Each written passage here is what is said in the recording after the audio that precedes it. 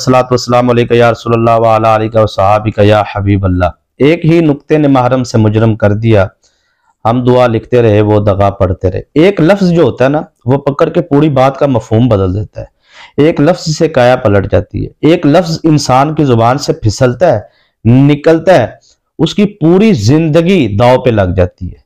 ठीक है ना। कुछ एक ही लफ्ज ऐसा होता है शायद कि उसकी माफी है ही नहीं, उस लफ्ज की शायद माफी नहीं है।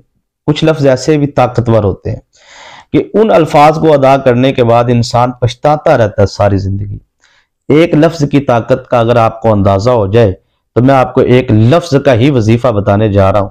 लोग कहते हैं कि एक लफ्ज पढ़ने से क्या होगा। ये लफ्ज है अबतर। मैं आपको इब्तदा में बता रहा हूं ताकि जो वजीफा लेने आए ना उनको पता लग जाए और वो तशरीफ का टोकरा अपना लेकर जाए।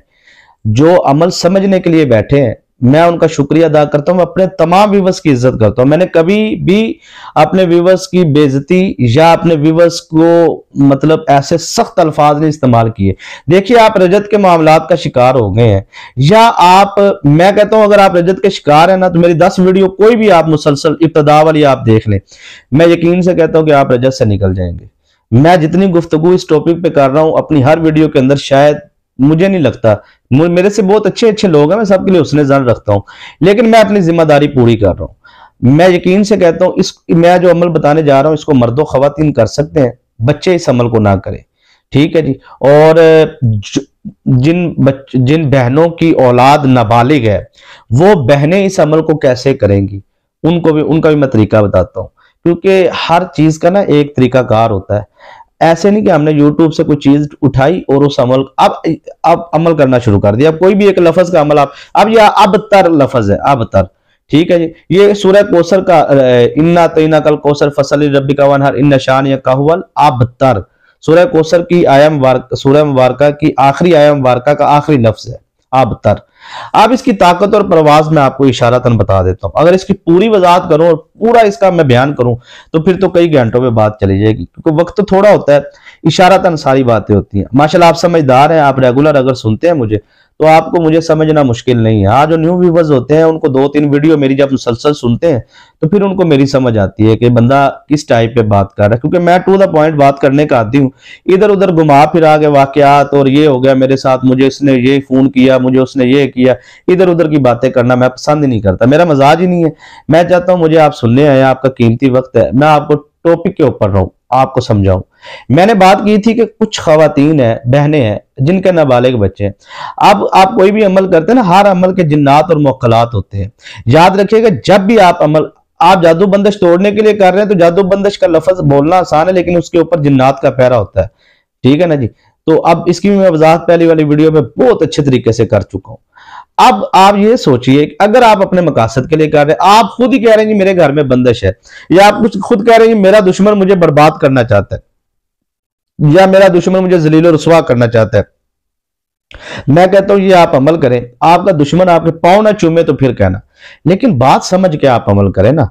अब आप दुश्मन के लिए आप अमल करने जा रहे हैं और दुश्मन को आपने इतना कमजोर समझ रखा है कि आपने ना कोई तैयारी की है ना आपको पता है, बस आपने दुश्मन के लिए अमल पढ़ना शुरू कर दिए। ठीक है जी।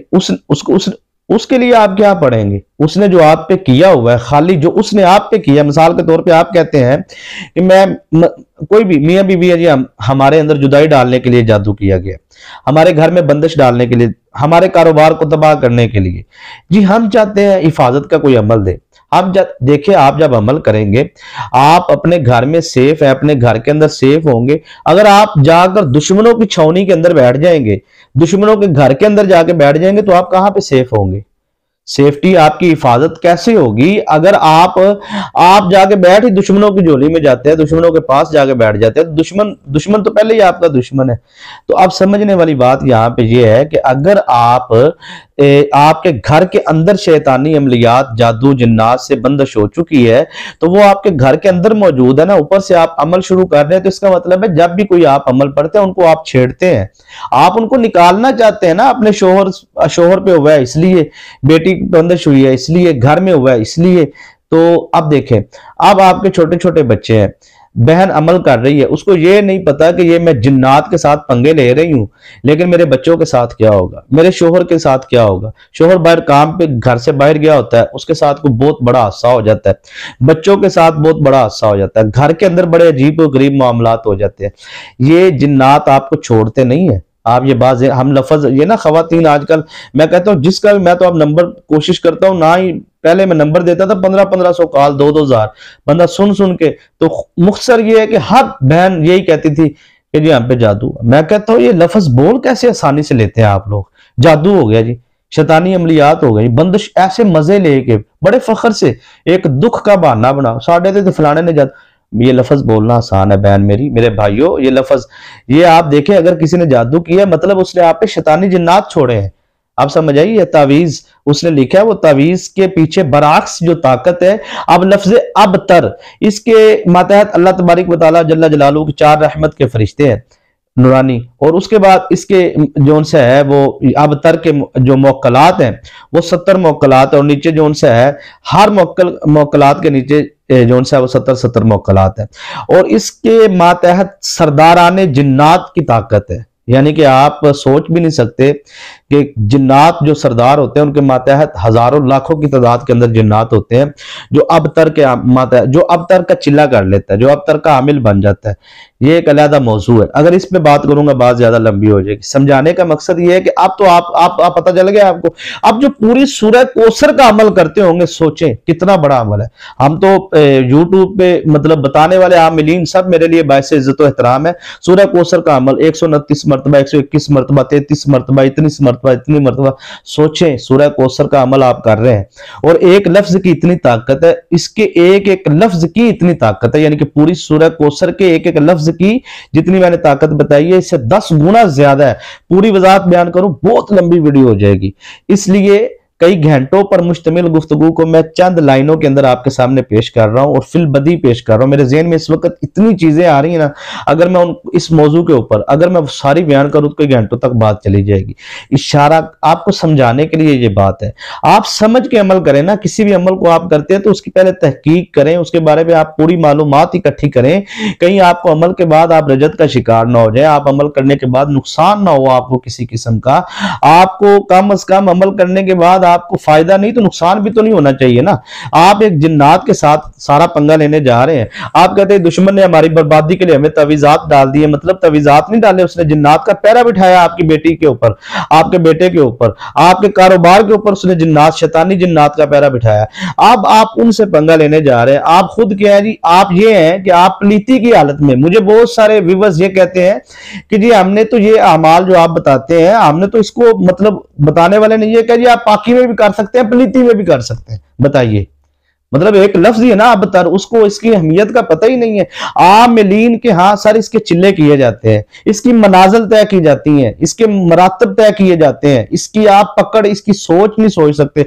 जिसके पास सिर्फ एक लफ्ज का चिल्ला है ना, एक लफ्ज की पढ़ाई है, पूरी जिंदगी की रोटी उसकी सीधी हो जाती है, यानी कि पूरी दुनिया को अपने पीछे लगा लेता है।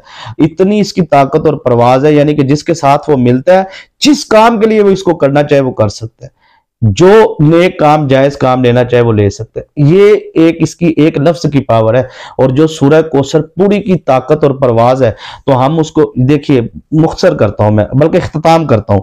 आपने इस अमल को सर पलीती में नहीं करना। पूरी वीडियो जिसने मेरी देखी है स्किप किए बगैर, उसको मेरी इजाजत है। जिसने स्किप कर करके वीडियो देखी है ना, वो मेहरबानी करे वो वज़ाइफ ही ना करे, मेरे कम अज कम बताए हुए ना किया करे। उसकी वजह कि आप रजत का शिकार होते हैं या आप नुकसान होता है आपको, हमें दुख होता है। आप फिर कहते हैं जी हमने ये फलां वजीफा किया जी, फलां का सुना था, हमसे गलती हो गई, ये हो गया जी, वो हो गया, या आपकी हम वीडियो पूरी नहीं सुन सके। इसलिए मैं कहता हूं कि आप, इजाजत उसको है जिसने बगैर स्किप किए पूरी वीडियो तसल्ली से सुनी है, वो इस अमल को करे। अगर आपने पीछे बताई गई शरायत पे या चीजें जो मैंने बताई हैं उस पर अमल नहीं करना, तो मेहरबानी करें फिर आप इस अमल को भी ना करें। अब आपने समझना है, सर आप चाहते हैं कि दुश्मन से आप हिफाजत के लिए इस अमल को करना चाहते हैं, तो आपने सिंपल सिर्फ ये है कि 2 रकत नफल नमाज सलातुल हाजात के इशा की नमाज के बाद अदा करने हैं, और उसके बाद आपने दुरूद इब्राहिम 21 मरतबा पढ़ना है, और उसके बाद आपने पढ़ना है अबतर 1 मरतबा, अबतर 2 मरतबा, अबतर 3 मरतबा। इस तरह आपने 70 मरतबा अबतर पढ़ के अपने दुश्मन का तसव्वुर और ख्याल करना है, और ये कहना है कि फला बिन फला जो मेरा दुश्मन है उससे मैं हिफाजत चाहता हूं, या उसके साथ ये मामला हो, ये आपने नियत करनी है। और उसके बाद आपने इख्तिताम पर फिर आपने 21 मरतबा दुरूद इब्राहिम अव्वल भी पढ़ना और आखिर भी पढ़ना है। 21 मरतबा दुरूद इब्राहिम पढ़ के आपने दुआ मांगनी है, इंशाल्लाह कामयाबी आपका मुकद्दर होगी। दुआ में याद रखेगा। इजाजत दीजिए। अस्सलाम वालेकुम।